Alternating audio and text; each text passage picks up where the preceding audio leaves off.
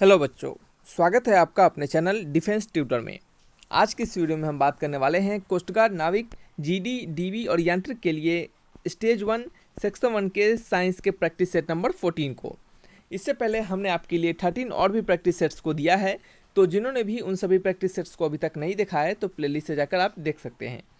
आपको बता दें कि आज का ये जो हमारा प्रैक्टिस सेट होगा यह आपके चैप्टर इलेक्ट्रिसिटी से रिलेटेड होगा। इससे पहले हमने इलेक्ट्रिसिटी पे 11, 12, 13 ये 3 प्रैक्टिस सेट्स हमने दिया है और ये आपका 14 नंबर प्रैक्टिस सेट्स भी इलेक्ट्रिसिटी के चैप्टर से ही रिलेटेड होगा। जैसा कि आपको पता होगा कि इलेक्ट्रिसिटी एंड इट्स एप्लीकेशन आपके सिलेबस में है, ठीक है।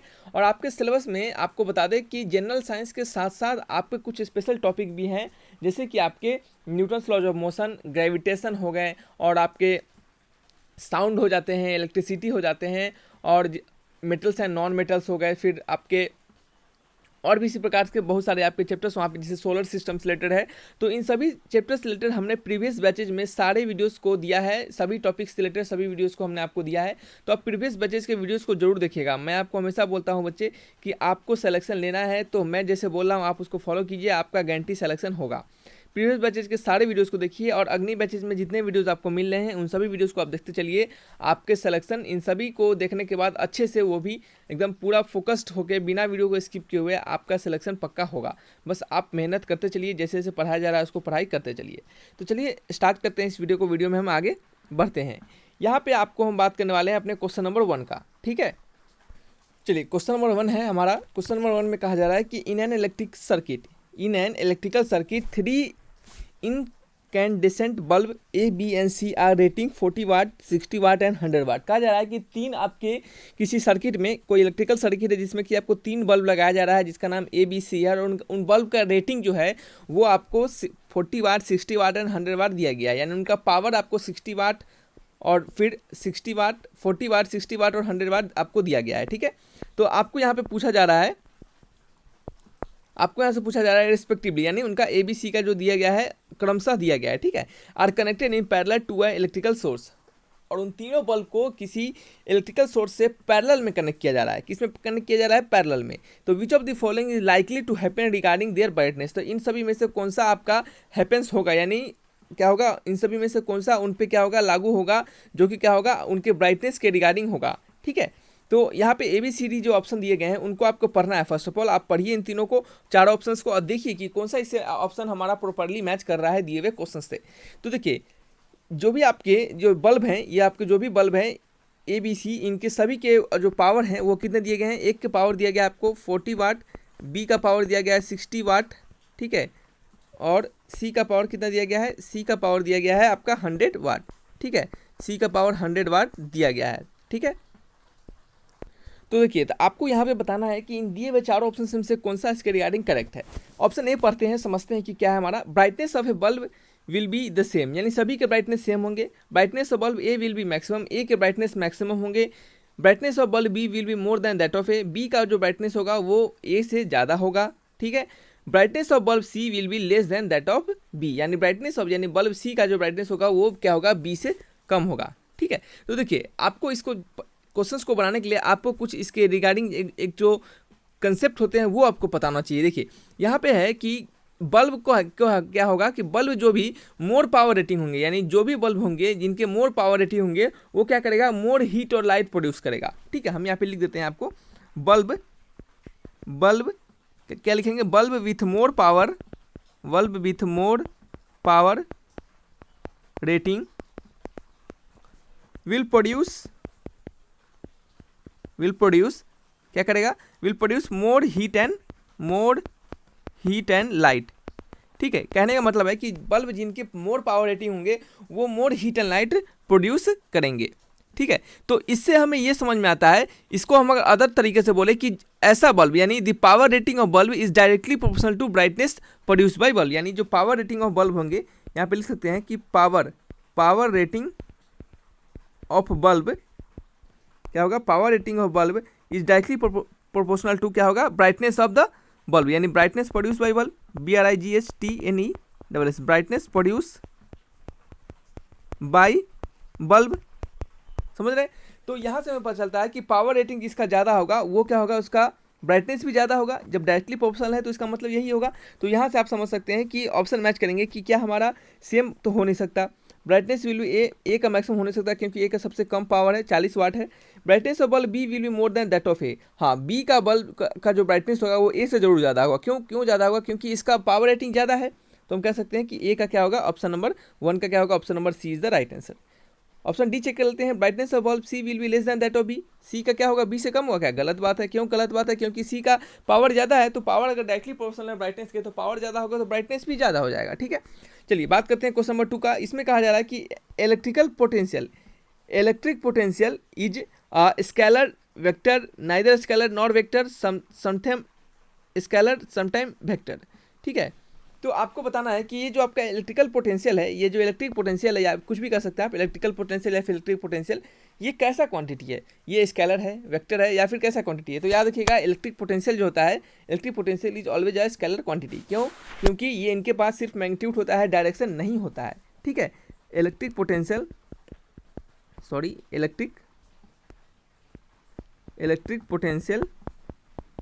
ठीक है, इलेक्ट्रिक पोटेंशियल इसके पास मैग्नीट्यूड होता है, आपका डायरेक्शन नहीं होता है। ठीक है, डायरेक्शन नहीं होता है, ओनली मैग्नीट्यूड होता है। इस कारण से ये कैसा क्वांटिटी होता है? Scalar quantity. नेक्स्ट है क्वेश्चन नंबर 3 में, इसमें कहा जा रहा है कि a metallic conductor has loose bound electron called free electrons. किसी मेटेलिक कंडक्टर के पास लूजेज इलेक्ट्रॉन होते हैं जिसे कि हम क्या कहते हैं? फ्री इलेक्ट्रॉन्स के नाम से जानते हैं। तो पूछा जा रहा है कि द मेटेलिक कंडक्टर इज, तो मेटेलिक कंडक्टर कैसा होगा? Negative charge, positive charge, neutral, electric, either positive charge और निगेटिवली चार्ज, या तो पॉजिटिवली या तो निगेटिवली। तो देखिए, याद रखिएगा कि मेटल्स के पास टेंडेंसी होता है, मेटल के पास भले ही फ्री इलेक्ट्रॉन्स होते हैं ताकि वो इलेक्ट्रिसिटी को कंडक्ट करवाए, लेकिन ओवरऑल जो मेटल हमारा होता है वो ओवरऑल मेटल न्यूट्रलाइज होता है। ओवरऑल मेटल कैसा होता है? न्यूट्रल होता है। ठीक है, हम यहाँ पे लिख सकते हैं कि ओवरऑल मेटल इज न्यूट्रल। ठीक है, NUTRAL। देखिए, तो यहाँ से हम समझते हैं कि जब तक हम किसी मेटल से इलेक्ट्रॉन्स को निकालते नहीं हैं तब तक हमारा मेटल कभी भी चार्ज नहीं होगा। ठीक है, तो जब हमारा मेटल चार्ज नहीं होगा और नॉर्मली हम देखेंगे मेटल को, तो नॉर्मली हमें मेटल क्या दिखेगा? न्यूट्रल स्टेट में दिखेगा। कैसे स्टेट में दिखेगा? न्यूट्रल स्टेट में दिखेगा। तो इसका आंसर क्या होगा? ऑप्शन नंबर सी होगा, ना ही वो पॉजिटिव ना ही वो नेगेटिव। ठीक है, बात करते हैं क्वेश्चन नंबर 4 का। Material having non linear voltage current relationship are.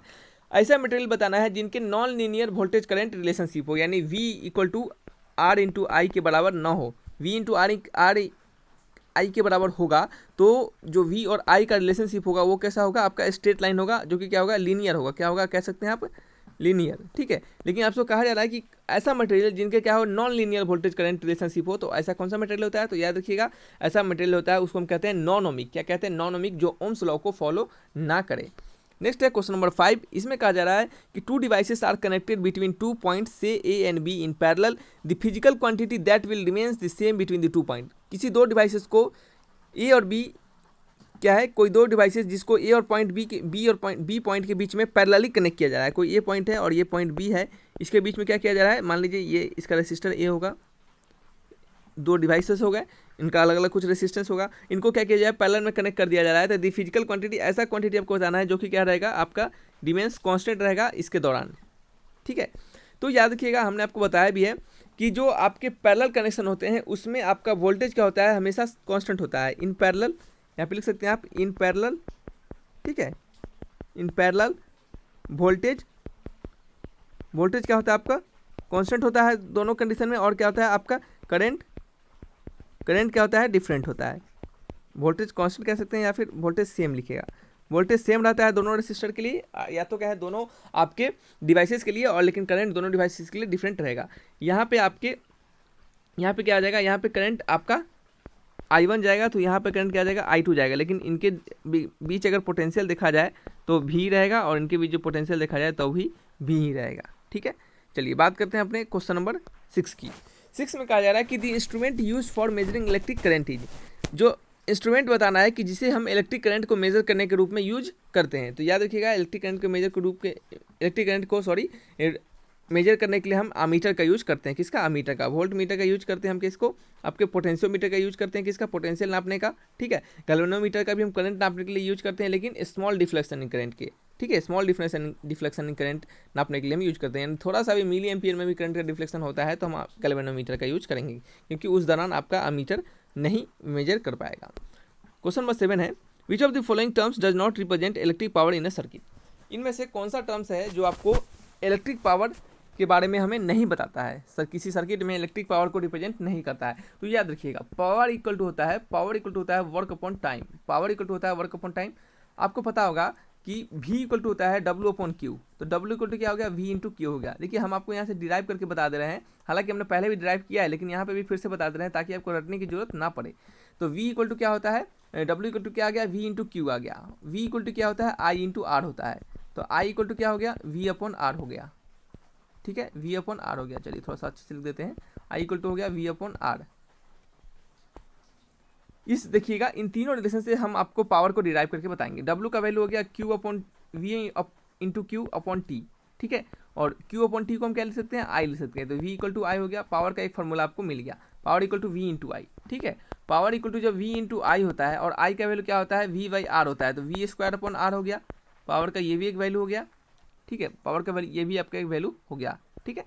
Power equal to V into I होता है, तो I की जब हम I इंटू R भी तो डाल सकते हैं, ठीक है। चलिए सॉरी, I की जब पे हम V अपॉन R डालते हैं तो V स्क्वायर अपॉन R हो गया, ठीक है। अब V को हम क्या करते हैं, हटाते हैं। V को हटा देंगे तो क्या होगा, V के जब पे हम I इंटू R डाल सकते हैं, तो पावर का वैल्यू हो गया I स्क्वायर इंटू R। ये भी एक पावर का रिलेशन हो गया। तो पावर 1 2 3, ये 3 फार्मूला पावर के रिगार्डिंग हमें मिल गए। ऑप्शन मैच करते हैं।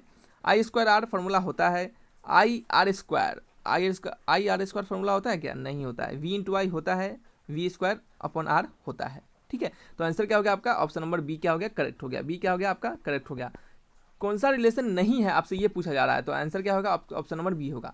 और इस टाइप के क्वेश्चंस बच्चे बहुत प्रॉब्लम करते हैं, बहुत क्या करते हैं, गलत करते हैं, क्योंकि क्वेश्चंस को ठीक से नहीं पढ़ते हैं और जो होता है उसी में टिक लगा के चल देते हैं, ठीक है।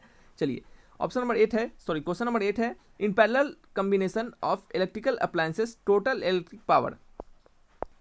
कहा जा रहा है कि किसी पैरेलल कॉम्बिनेशन में इलेक्ट्रिकल अप्लायंसेस के टोटल इलेक्ट्रिक पावर जो होता है वो क्या होता है, इंक्रीज करता है, डिक्रीज करता है, चेंज नहीं होता है, रिमेन सेम रहता है। तो याद रखिएगा कि टोटल जो पावर होता है किसी पैरेलल कॉम्बिनेशन में भी वो क्या होता है, रिमेन्स आपका सेम होता है, यानी हमेशा सेम रहता है। नेक्स्ट है क्वेश्चन नंबर 9 में, how the charge will flow. Charge कैसे फ्लो करता है, तो चार्ज को फ्लो करने के लिए हमेशा पोटेंशियल डिफरेंस की जरूरत होती है, तो बाई अप्लाइंग पोटेंशियल डिफरेंस, ठीक है।